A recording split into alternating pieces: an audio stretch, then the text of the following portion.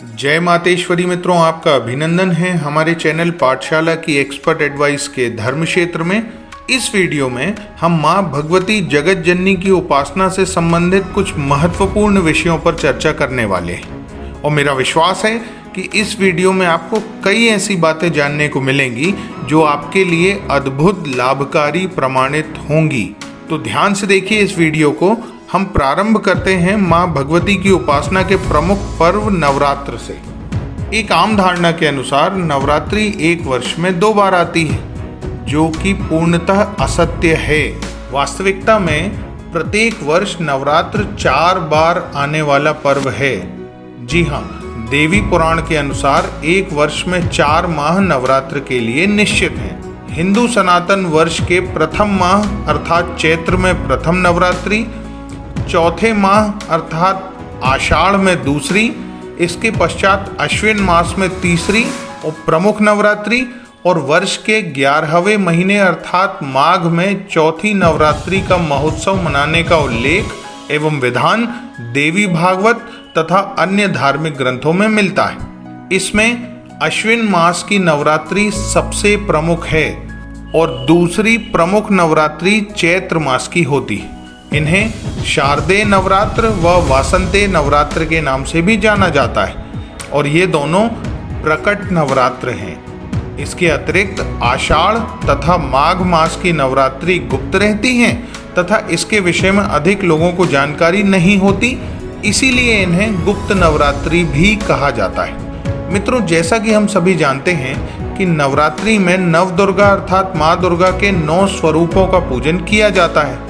तो चलिए अब हम माँ आदिशक्ति के 9 रूपों का दर्शन कर लेते हैं। श्री दुर्गा सप्तशती ग्रंथ के अंतर्गत देवी कवच स्तोत्र में इस श्लोक में नवदुर्गा के नाम क्रमशः दिए गए हैं। श्लोक इस प्रकार है: प्रथमम शैलपुत्री च द्वितीयम ब्रह्मचारिणी, तृतीयम चंद्रघंटेति कुष्मांडेति चतुर्थकम, पंचमम स्कंदमातेति, षष्ठम कात्यायनीति च, सप्तमम कालरात्रीति, महागौरीति चाष्टमम, नवमम सिद्धिदात्री च नवदुर्गा प्रकीर्तिता, उक्तान येतानि नामानि ब्रह्मणैव महात्मना।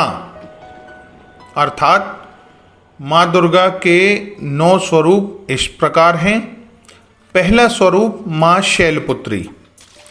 मित्रों, पर्वतराज हिमालय के घर पुत्री रूप में अवतरित होने पर इनका नाम शैलपुत्री हुआ। इनका वाहन वृषभ है और दाएं हाथ में इन्होंने त्रिशूल धारण किया है।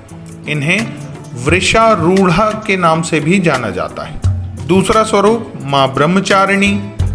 ब्रह्म का एक अर्थ होता है तपस्या, अर्थात तप का आचरण करने से इनका नाम ब्रह्मचारिणी हुआ। तीसरा स्वरूप माँ चंद्रघंटा। नवरात्रि के तीसरे दिन माँ चंद्रघंटा की आराधना की जाती है। इनके 10 हाथ हैं जिनमें वे खड्ग और अन्य अस्त्र शस्त्र धारण करती हैं। इनका वाहन सिंह है। चौथा स्वरूप माँ कुष्मांडा। इन्होंने अपनी मंद हंसी से ब्रह्मांड को उत्पन्न किया, इसलिए इन्हें कुष्मांडा के नाम से जाना जाता है। ये अष्टभुजा हैं और इनका वाहन भी सिंह है। पांचवा स्वरूप माँ स्कंद माता। स्कंद कुमार अर्थात कार्तिकेय की माता होने से इन्हें स्कंद माता कहा गया।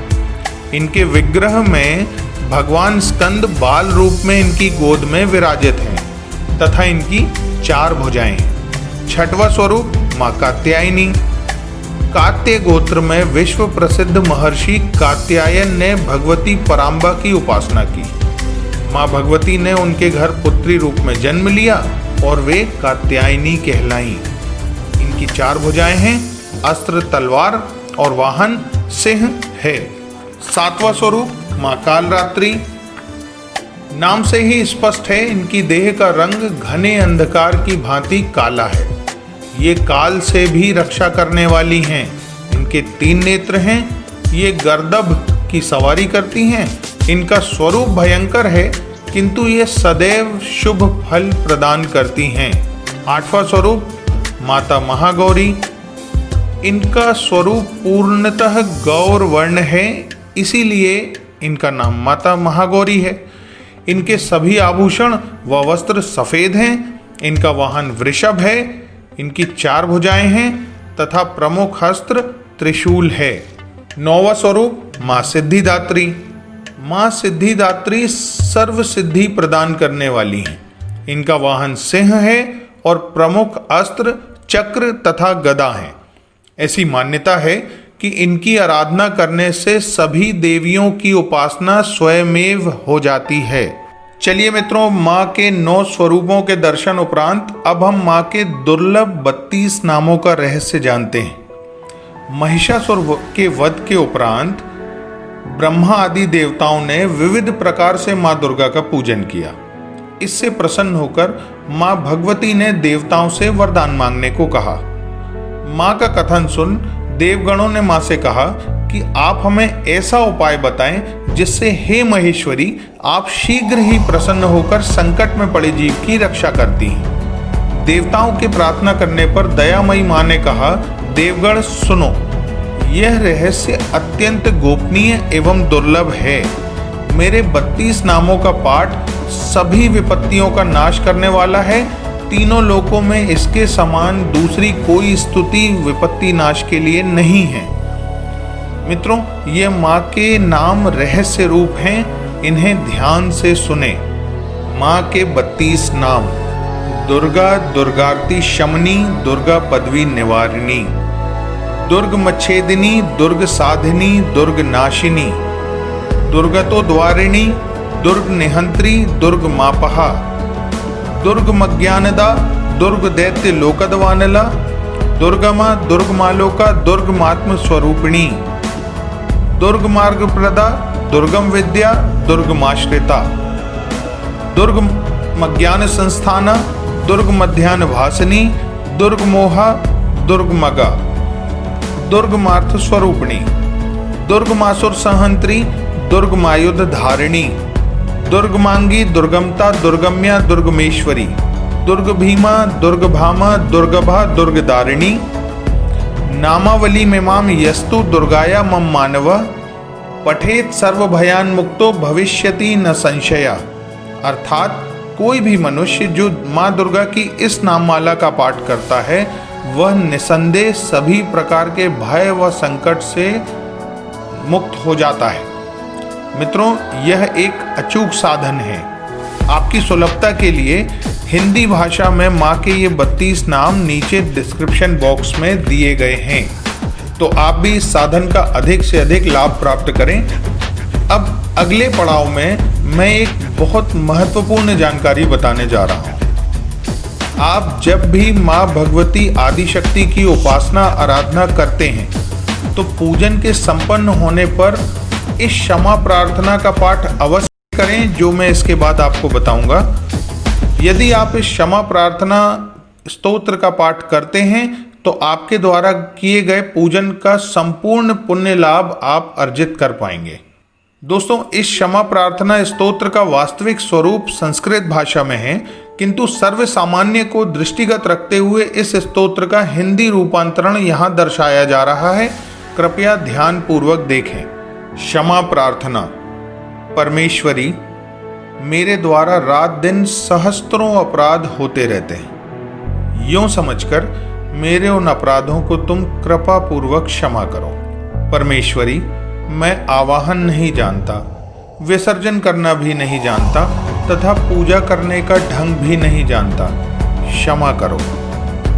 देवी सुरेश्वरी, मैंने जो मंत्रहीन, क्रियाहीन और भक्तिहीन पूजन किया है वह सब आपकी कृपा से पूर्ण हो।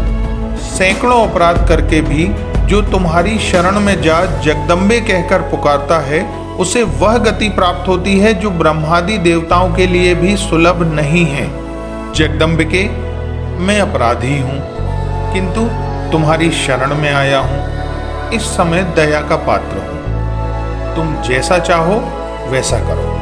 देवी परमेश्वरी, अज्ञान से, भूल से अथवा बुद्धि भ्रांत होने के कारण मैंने जो भी न्यूनता या अधिकता कर दी हो वह सब क्षमा करो और प्रसन्न हो। सच्चिदानंद स्वरूपा परमेश्वरी, जगन माता कामेश्वरी, तुम प्रेम पूर्वक मेरी यह पूजा स्वीकार करो और मुझ पर सदा प्रसन्न रहो। देवी सुरेश्वरी, तुम गोपनीय से भी गोपनीय वस्तु की रक्षा करने वाली हो। मेरे निवेदन किए हुए इस जप को ग्रहण करो और तुम्हारी कृपा से माँ मुझे सिद्धि प्राप्त हो। जय मातेश्वरी। और मित्रों, इस क्षमा प्रार्थना स्तोत्र के पश्चात अब आज के वर्तमान समय काल में जिस तरह महामारी का माहौल चारों तरफ व्याप्त है, चारों ओर त्राही त्राही मची हुई है, इस समय अत्यंत आवश्यक माँ का महामारी विनाश हेतु सिद्ध मंत्र अब मैं आपको बताने वाला हूँ। कृपया नवरात्र में अधिक से अधिक लोग इस मंत्र का अपने घर पर जाप करें।